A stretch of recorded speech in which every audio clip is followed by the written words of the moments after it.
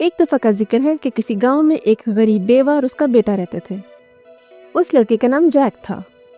ایک دن جیک کی ماں نے اس سے ان کی واحد گائے بیچنے کا کہا۔ جیک گائے لے کر بازار کی طرف چل پڑا۔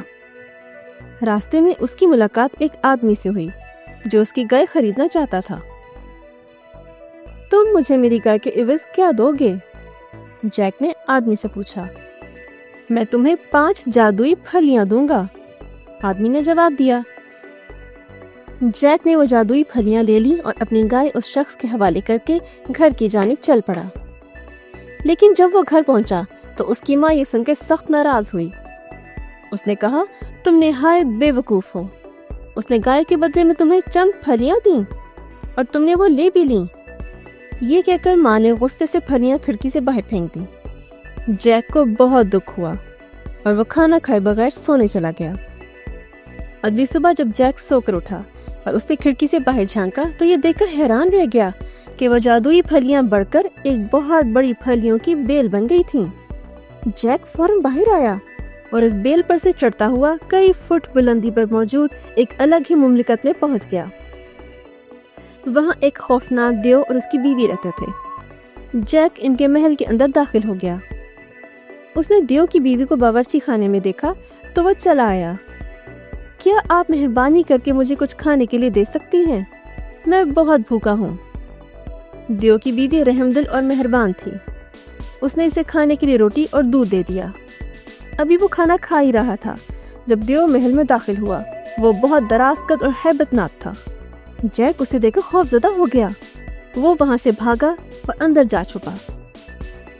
دیو نے اونچی آواز سے پکارا، مجھے انسانی خون کی بو آ رہی ہے، چاہے وہ زندہ ہو یا مردہ۔ میں اس کی ہڈیوں کو پیس کر اپنے لیے کھانا بناؤں گا۔ اس کی بیوی نے کہا، یہاں پر کوئی آدمزاد نہیں ہے۔ یہ سن کر دیو نے کھانا کھایا اور اپنے کمرے میں چلا گیا۔ اس نے سونے کی سکوں والی تھیلیاں نکالی، انہیں گنا اور پھر ایک جانب رکھ دیا۔ اس کے بعد وہ سونے چلا گیا۔ جیسے ہی رات ہوئی، جیک اپنی جگہ سے اٹھا اور رینگتا ہوا دیو کے کمرے میں آیا۔ اس نے سونے کی سکوں کی ایک تھیلی اٹھائی اور تیزی سے پھلیوں کی بیل سے نیچے اتر گیا۔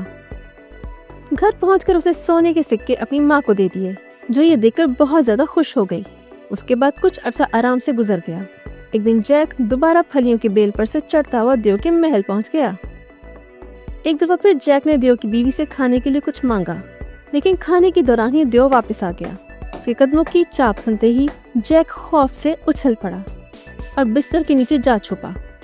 دیو اونچی آواز میں بولا، مجھے انسانی خون کی بو آ رہی ہے، چاہے وہ زندہ ہو یا مردہ۔ میں اس کی ہڈیوں کو پیس کے اپنے لیے کھانا بناؤں گا۔ بیوی نے کہا، یہاں کوئی لڑکا نہیں ہے۔ دیو نے کھانا کھایا اور اپنے کمرے میں چلا گیا۔ وہاں جا کر اس نے ایک مرغی نکالی جو سونے کے انڈے دیتی تھی۔ دیو نے اسے سونے کا ایک انڈا دینے کا کہا۔ جب دیو گہری نیند میں چلا گیا، جیک دبے پاؤں وہاں آیا اور مرغی لے کر پھلیوں کی بیل کے ذریعے نیچے اتر گیا۔ گھر پہنچ کر اس نے وہ مرغی اپنی ماں کو دے دی۔ جیک کی ماں اب سے بہت خوش ہوئی۔ کچھ دن بعد جیک دوبارہ سے پھلیوں کی بیل چڑھتا ہوا دیو کے محل میں پہنچ گیا۔ تیسری بار بھی وہ دیو کی بیوی سے ملا اور اس سے کھانے کو کچھ مانگا۔ ایک دفعہ پھر دیو کی بیوی نے اسے دودھ اور روٹی کھانے کے لیے دی، لیکن جب جیک کھانا کھا رہا تھا اسی وقت دیو محل میں داخل ہوا۔ مجھے انسانی خون کی بو آ رہی ہے، چاہے وہ زندہ ہو یا مردہ۔ میں اس کی ہڈیوں کو پیس کے اپنے لیے کھانا بناؤں گا۔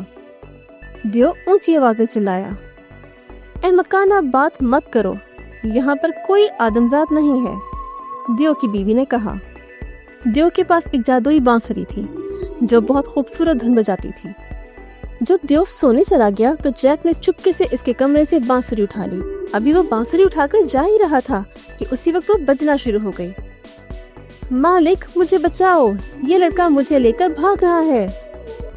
بانسری کی آواز سنتے ہی دیو کی آنکھ کھل گئی۔ اس نے جیک کو بانسری لے کر جاتے دیکھا تو شدید غصے کے عالم میں اس کے پیچھے بھاگا، لیکن جیک اس سے کہیں زیادہ تیز رفتار تھا۔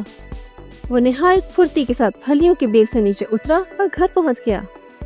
دیو بھی اس کا پیچھا کرتے ہوئے پھلیوں کی بیل سے نیچے اتر رہا تھا، لیکن اس دوران جیک اپنے گھر سے ایک کلہاڑا لے آیا اور تیزی سے پھلیوں کی بیل کاٹنے لگا۔ آخرکار وہ بیل کٹ کر گر گئی اور اس کے ساتھ ہی اس پر چڑھا دیو بھی بلندی سے نیچے گر کر مر گیا۔ اس دن کے بعد سے جیک اور اس کی ماں بہت امیر ہو گئے اور ہنسی خوشی رہنے لگے۔